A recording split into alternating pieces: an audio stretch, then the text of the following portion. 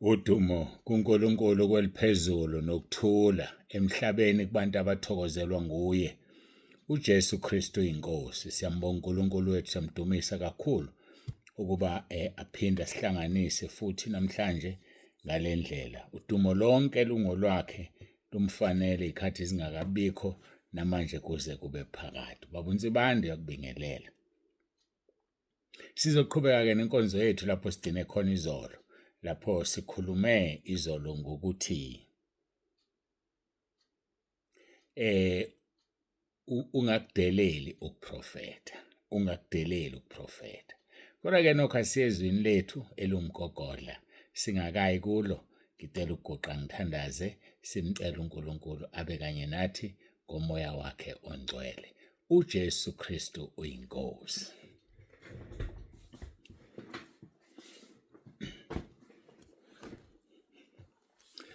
Babongcwele, babolungileyo, uNkulunkulu wethu nomusa, siyazithoba phambi kobuso bakho, sibonga ukusithanda kwakho, sibonga usuku, sibonga konke osenzele khona kuze kube manje. Sibonga ukuthi inyama isahlangene nomphefumulo. Ngikhulekela bonke-ke Nkosi abashiyiwe izihlobo zabo ezindaweni eziningi ezihlukeneyo. Abanye bebefihla ngempela sonto, abanye basazofihla. Abanye Nkosi banesikhashanyana befihlile kodwa akudluli. Ngiyacela ubasize Nkosi badlule kulesi simo ababhekene naso. Baqinise kakhulu Nkosi ukuba bazinake bona ngoba uhambile ngeke asabuya. Umuntu azinake yena ukuthi yena mhla ehamba uyofika athini phambi kobuso bakho. Mhla ehamba uyozilandulela athini noma uyojabula angene ekhaya ezulwini. Siyakubonga-ke Nkosi ngokusambulela amaqiniso kuleli qembu, kule group. Siyabonga Nkosi ngekhaya lezwi. Siyabonga ngebandla intabeni yendlu kaJehova kuyabonelelwa osinikeze lona. Sisizeke uNkulunkulu wethu sihlale kuwe singasuki. UJesu Kristu uyinkosi. Amen.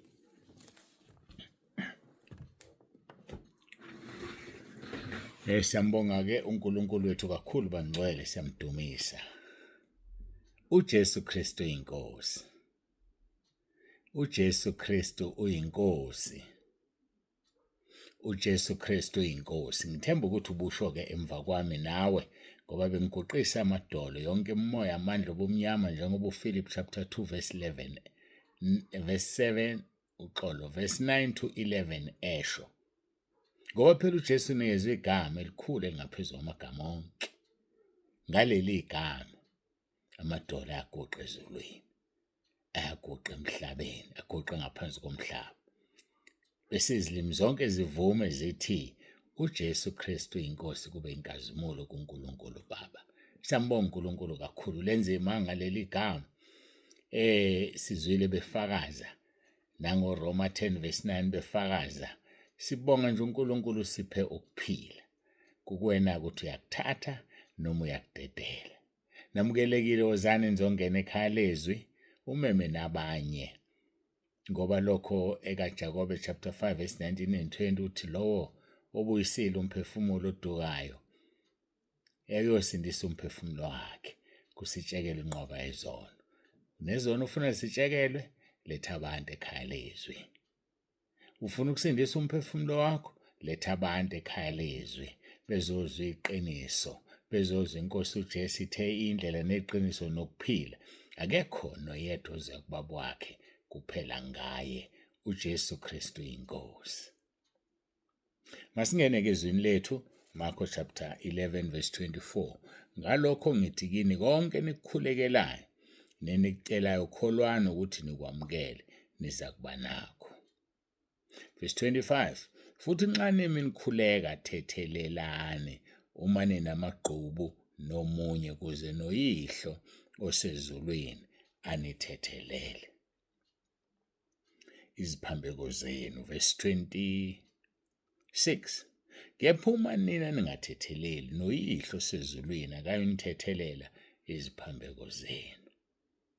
Sineziphambeko bafowethu masiphila kulomhlaba kodwa kufanele zithethelelwe. Athi amaHubo 32 busisiwe siphambeko sakhe sithethelelwe. Busisiwe sono sakhe siyekelwe. Awubakithi zithatheleni nasi sibusiso. ukuze enkosini uJesu uvuma izono zakho sikukhulekele uthethelelo. Hayike angiye lapha kwabaseThesalonika bengidlula nje Thessalonica chapter 5 siqala ku16 sizogcina ke kuverse 22. Kufundeka kanje, thokozani njalo, khulekani ningaphezi, kukho konke bongani, ngokuba lokhu kuyintando kaNkulunkulu kuKristu Jesu ngani. Verse number 19, ningamcimi umoya, ningakudeleli ukuprofetha, besikhuluma ngokuprofetha izolo. Verse 21, vivinyani konke, nibambisise okuhle. So lokhu kokuvivinya kuqhamuka emva kokuba kuthiwe ningakudeleli ukuprofetha. So whilst ukuhlonipha ukuprofetha ungakudeleli, khumbula ukuthi siyakuvivinya konke. So ngamanye amagama umuntu oprofethayo awumthulisi, awumyekisi, but uthola ithuba lokuvivinya, uhlola umoya aprofetha ngawo. Awukwazi ukuhlola umoya aprofetha ngawo, 1, ungalifundi iBhayibheli. Awukwazi ukuhlola umoya aprofetha ngawo, 2, ungenayo umoya ongcwele. Udinga la mathuluzi omabili. Yiba umuntu olifunda iBhayibheli ukuze uma eseprofetha into engekho ezwini bese uyabona ukuthi umprofethi wamanga. Yiba umuntu olifunda iBhayibheli, lokho kuzokusiza umoya kaNkulunkulu ahlale kuwe. Bese uyakwazi uthe uJesu ogcina imiyalo yami, ngizoza ngihlale kuye, nongithumela sihlale kuye, sizambule kuye. So uma ugcina imiyalo yakhe iza ngomoya ongcwele. So ke umoya ongcwele mgcine, ungamdabukisi. Lokho kuzokwenza ukuthi ukwazi ukuhlola umoya umuntu aprofetha ngawo ngesikhathi aprofethela ngaso. Hlolana umoya, nibone ukuthi ungokaKristu into umoya. 1 John chapter 4 qala kuverse 1, bathandekayo, ningakholwa yibo bonke umoya. Siphuma kuleli lithini, vivinyani konke. 21 abaseThesalonika bokuqala chapter 5, vivinyani konke, kade kuthiwe ningakudeleli ukuprofetha. So whilst ukuhlonipha ukuprofetha, but test everything. Vivinya, ubone ukuthi kungokaNkulunkulu yini noma kungokubhula. Angithi nginihlukanisela ukubhula izothini ukubhula, ukuhlola ezinyangeni. Ngakho-ke hlola umoya umuntu abhula ngawo, hlola umoya umuntu aprofetha ngawo, hlola umoya umuntu asebenza ngawo. Awukwazi ukuhlola umoya ngishilo ungenayo umoya ongcwele. Awukwazi ukuhlola umoya ngishilo uma ungalifundiswe. Uthi-ke u1 John chapter 4 verse 1, bathandekayo, ningakholwa yibo bonke umoya. Don't just believe any spirit just because a spirit is talking. No. Khumbule phela noSathane uyazenza ingelosi yokukhanya. So ungakholwa inoma imuphi umoya. Kepha hlolana umoya ukuthi bangaba kaNkulunkulu yini. Sisiyaboniswa ukuthi umoya kaNkulunkulu usebenza kanjani. Uthi-ke uverse 1, ngokuba baningi abaprofeti bamanga abaphumele ezweni. So baningi ngendlela emangalisayo. Khumbula sikhulume ngey'ngqangqa ey'ntathu laphaya kuSambulo 16 uverse 13 if I'm not mistaken. Sambulo 16 verse 13 ithi ngivuleke ngiconfirm. Ngabona kuphuma emlonyeni kaDrako nasemlonyeni weSilo nasemlonyeni womprofethi wamanga omoya abathathu abangcolileyo bafana nezingqangqa, amaselesele. So ke kusho ukuthi ku-right, Sambulo 16 verse 13. So hlola komoya, ngoba baningi abaprofeti bamanga abaphumele ezweni. Yibo laba abayilezi ingqangqa ezintathu. Sathane ukhiphe yakhe ingqangqa. ISilo okungukuthi umphika uKristu ukhiphe yakhe inxanxa.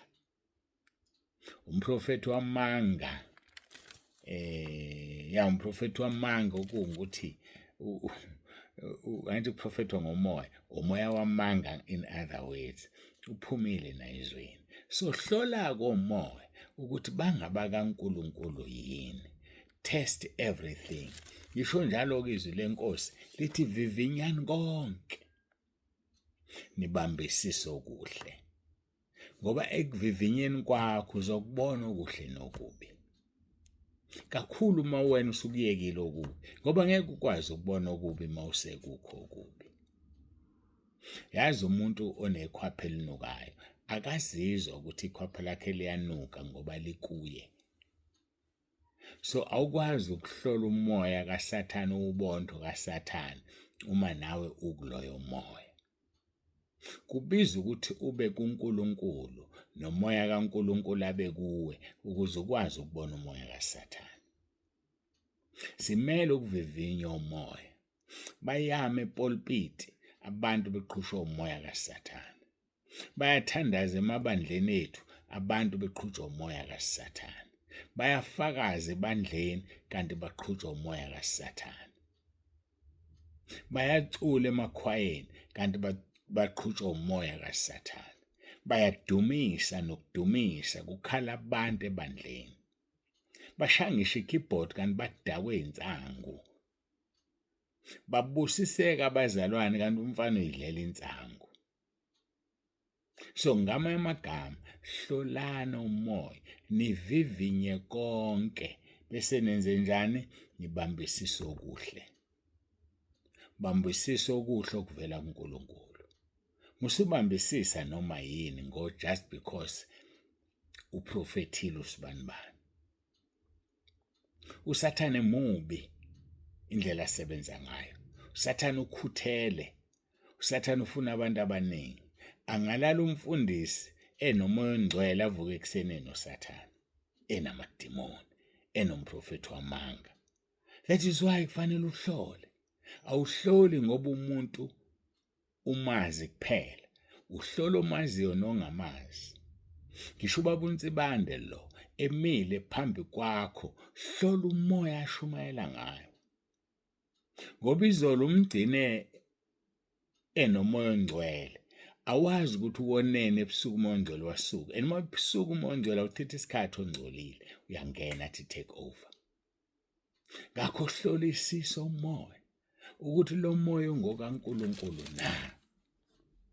Sibuyeleke lapha ku 1 John chapter 4 sibheke uverse 2. Yazini umoya kaNkulunkulu ngalokhu. Bonke umoya abavuma ukuthi uJesu Kristu ufikile enyameni bangaba kaNkulunkulu. Wonke umoya ovumayo. Khumbula ukuthi ngaleso sikhathi babephika baze bathi indodana yombazi. Kwathiwa hayi abafundi bakhe. Uxolo kwathiwa abafundi bakhe bazosintshontsha isidumbu. Kwabekwa ugadi bagada.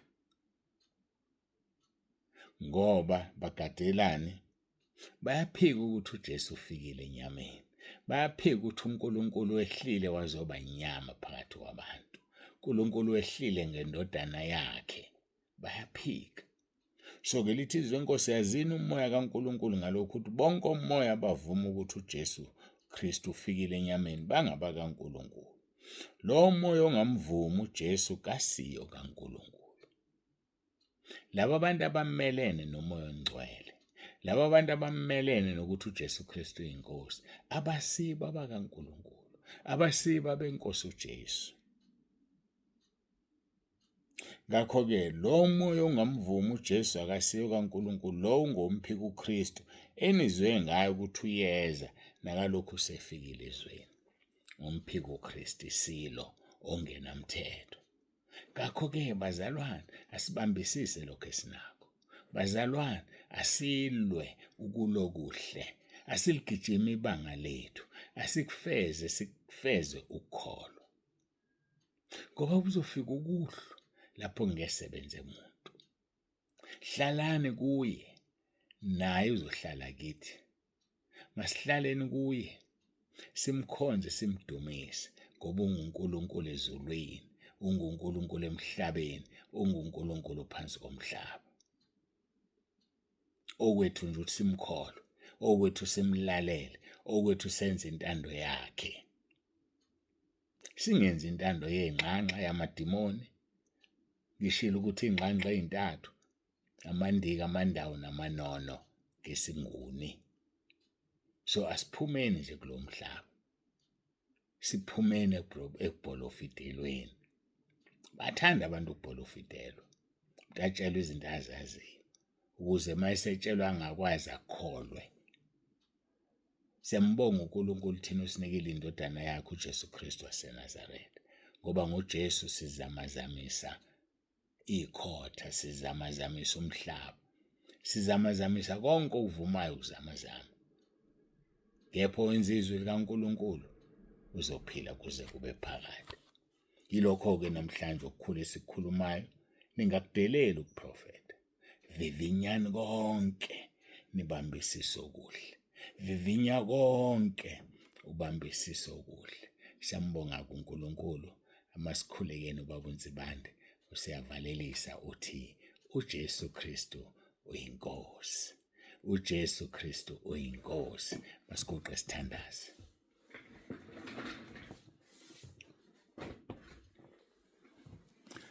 Babongcwele, babolungileyo, siyakubonga Nkosi ngale nkonzo, siyakubonga, siyakudumisa. Akekho ofana nawe, akekho njengawe. Siyabonga kakhulu Nkosi ukuthi uyasho ukuthi masivivinye konke, singathathi noma yini.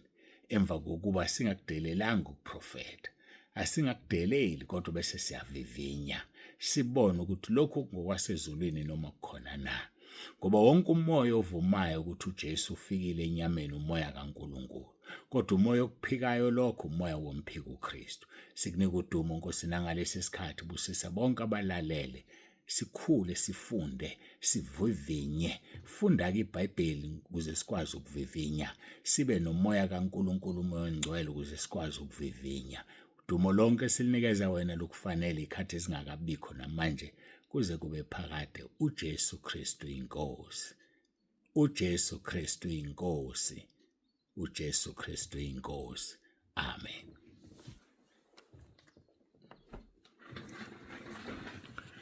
Ake bangcwele, siyambonga uNkulunkulu kakhulu, siyamdumisa.